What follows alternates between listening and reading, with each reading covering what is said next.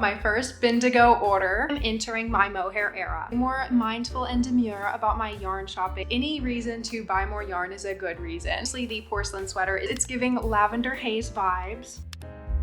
Hello cozy friends, and welcome if you are new here, or welcome back. My name is Morgan and I love to unravel my anxious mind with my cozy hobbies, mostly reading and knitting. So if that sounds like your cup of tea, get cozy, grab a cup, and let's unravel together. Today we are going to be talking about all the yarn and knitting acquisitions I have acquired lately. I am all cozied up for this video, and I want to say a special thank you to Udi for gifting me this big cozy Udi. It is so soft and ginormous in the best way. Like, it literally reaches my knees. I can pull my hoodie up, I can pull my Kindle right out of the ginormous pocket. And I just finished Divine Rivals while cozied up in my Udi, and it was a 5-star, highly recommend. I can literally knit with my arms not having to be cold outside of a blanket. It is the best. And of course, it's giving lavender haze vibes. I selected the lavender tie-dye Udi, and I am so obsessed. I have wanted an Udi since I saw my friend Haley from Haley's Space wearing her Harry Potter Udi. And when they reached out to gift me one, I was so honored. If you want to snag your own Udi, you can use my link down in the description with the code MorganUnraveled15 for 15% off your next Udi purchase. And once again, thank you to Udi for gifting me my cozy wearable blanket. Okay, do you have your blanket? Do you have your tea? Are you cozy now? Let's dive into the yarn haul. First, I'm going to be talking about sweater quantities of yarn. Time for us to talk about my first bendigo order. Bendigo is a wool mill here in Australia. I've been wanting to purchase some of their yarn since my friend Haley went to their Bendigo Yarn Festival. I think they are located in Melbourne, which is where she lives, and I can't wait to hopefully go see them while we live here. I might as well explore. The first thing I want to say about Bendigo yarns is you get great value out of their yarns. I think this ball was 16 or 17 Australian dollars, but it is 200 grams or 400 meters of yarn in one ball. So you can really make an entire garment with 2 or 3 balls, which is what I intend to do. When I ordered this yarn, I had just applied for the Cara Wrap Test Knit by Crea Bea. I did not get accepted, so let this be your lesson. Do not order yarn until you've already been approved for a test knit. But I'm not complaining because I can either use this yarn for something else or use it for that when it comes out, and any reason to buy more yarn is a good reason.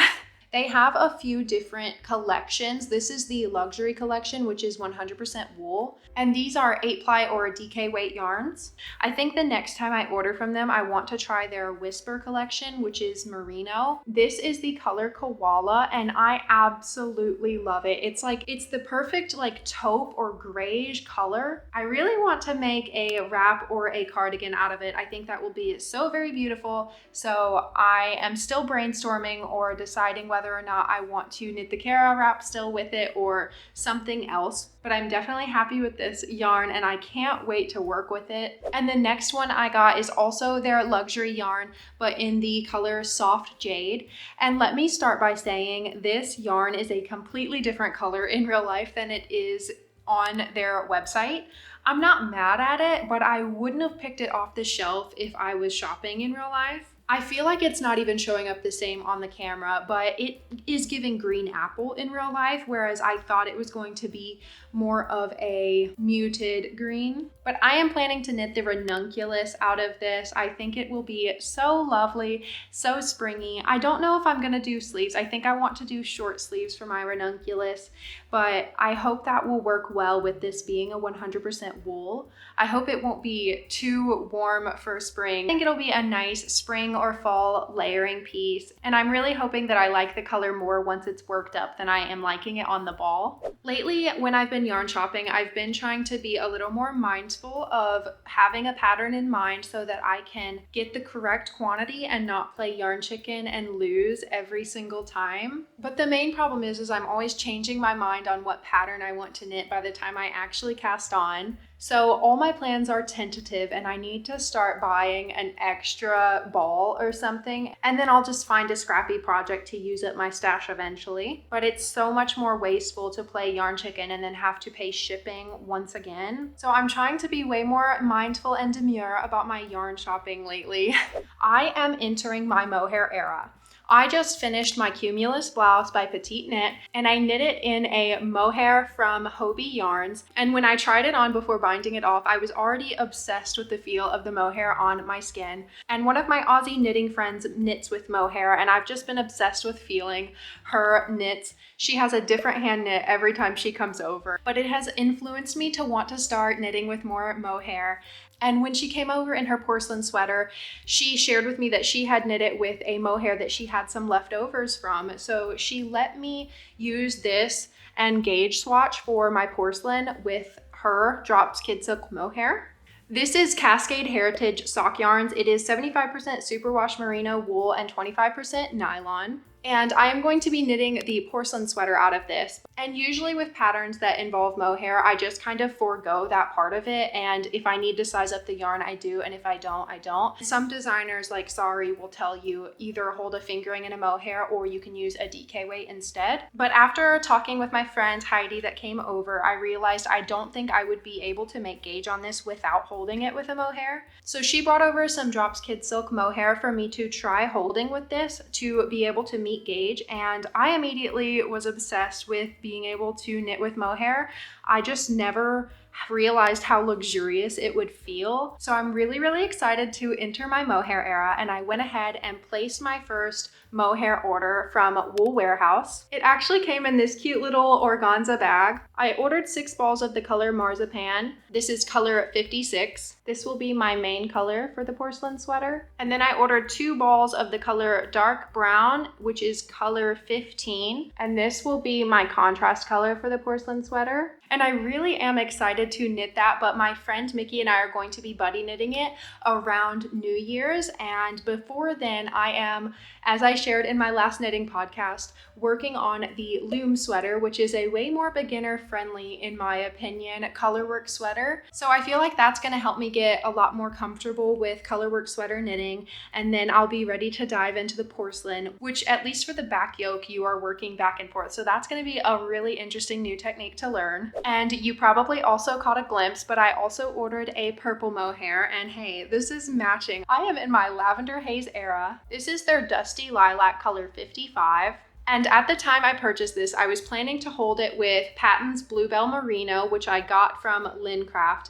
This is a sport weight Australian merino yarn, and I really do like it. I used this yarn when I was making my Woodfolk beanie by The Petite Knitter. And I purchased a bunch more of it because I wanted to make a top for myself in this color. I'm absolutely obsessed with this colorway. But as I thought more about it, I felt like this would end up being like way too purple for my liking. Like, this is quite vibrant. I want all of my pieces to be naturals and neutrals that I can easily mix together, like really good staples of a capsule wardrobe. So when my friend Mickey and I went to the markets at Waniasa here in Canberra, Australia, which is a really cool yarn shop, it also has all kinds of handmade artisanal goodies. So if you live in the Canberra area, make sure you check it out. It's really cute. Interrupting real quick because I realized I completely forgot to explain how amazing this market is. It is like a secret little hidden gem because you wouldn't even know it's there. If you see it, you're gonna think it's a lot of like candles and teas and other handmade artisanal goods.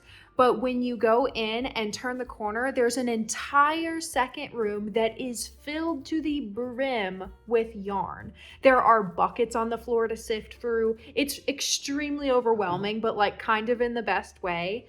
And it is so cool. I literally could spend all day and all my money in there. We've gone back 3 times now, and each time Mickey takes a new friend.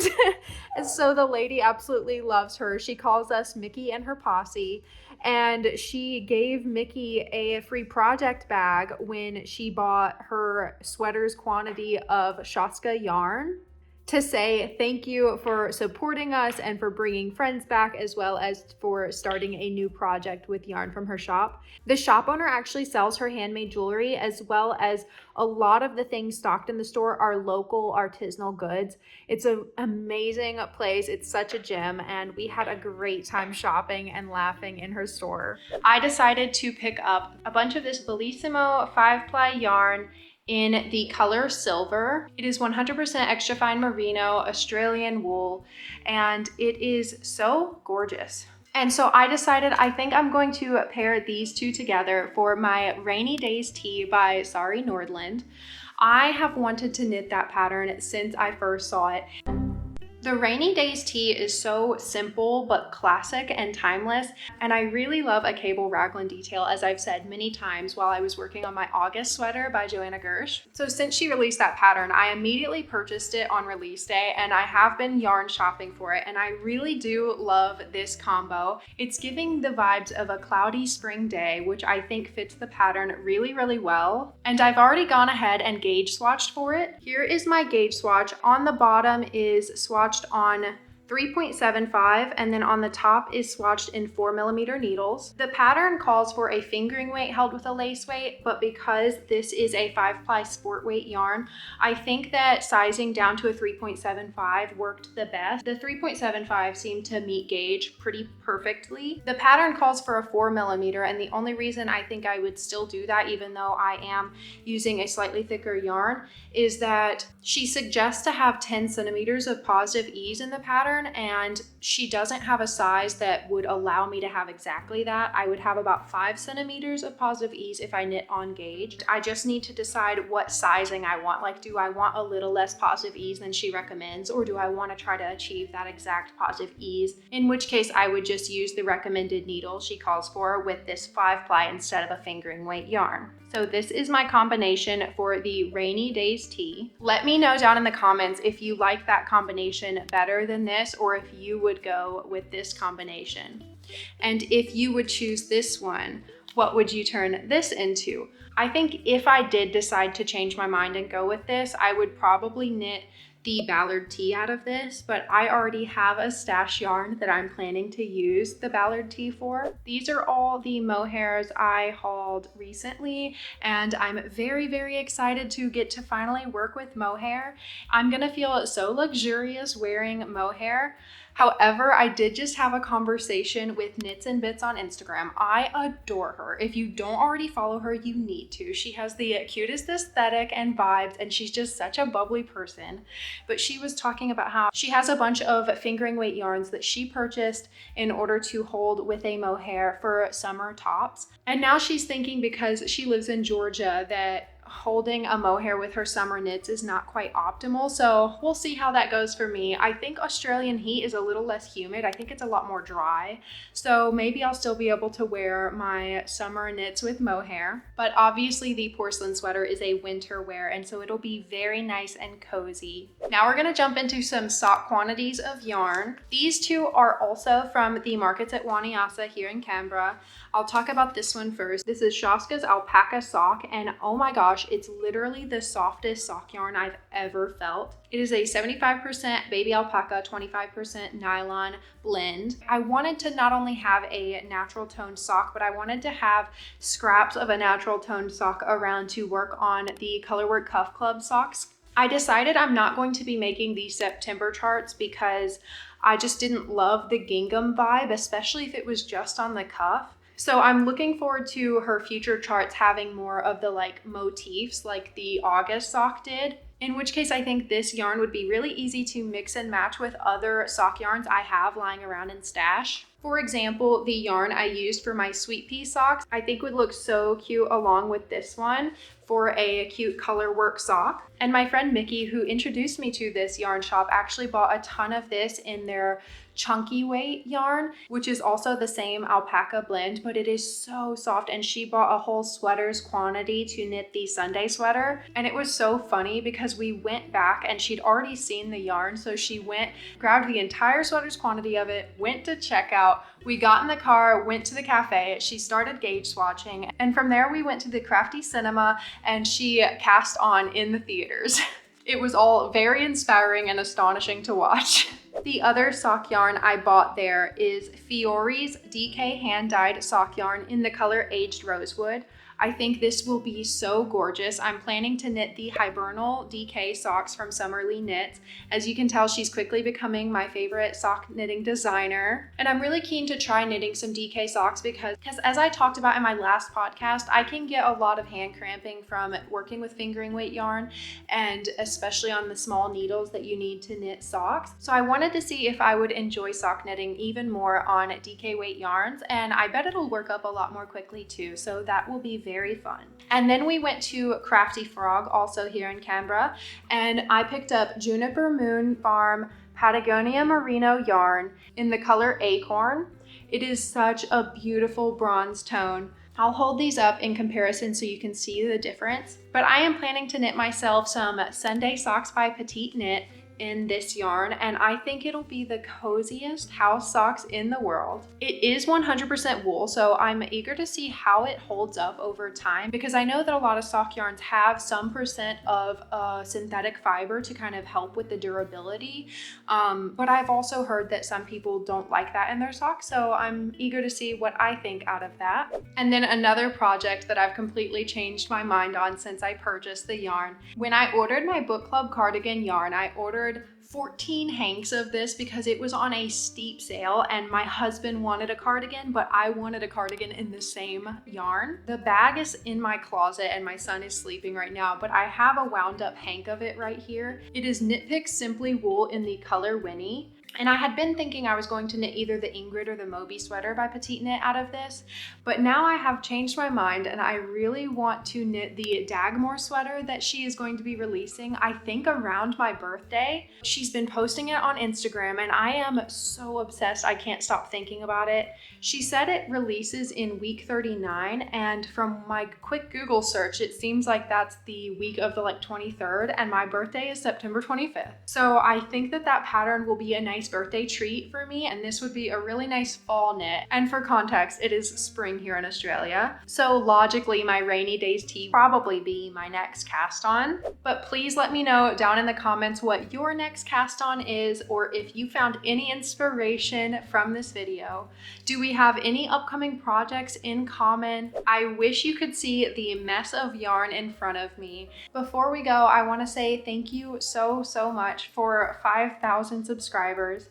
I literally can't wrap my head around the fact that my channel has grown so much. Teenager me would actually not believe this is real, because I have dreamed of being a YouTuber or having a YouTube channel for so long, but I never would have thought that making videos online talking about my knitting and my reading could have 5,000 people literally watching me talk about these things and share this love for the same hobbies. I'm just honestly in awe, and I want to thank you so very much for being here and spending your time unraveling with me and supporting my journey, both of knitting and reading, or whatever you take away from this channel, just the cozy vibes. I hope that every time you watch these videos, you leave feeling cozy and positive and happy and comforted. So once again, thank you for unraveling with me today, and I hope you found so much inspiration here. Don't forget to do something this week that helps you unravel, and I will be wishing you a very cozy week.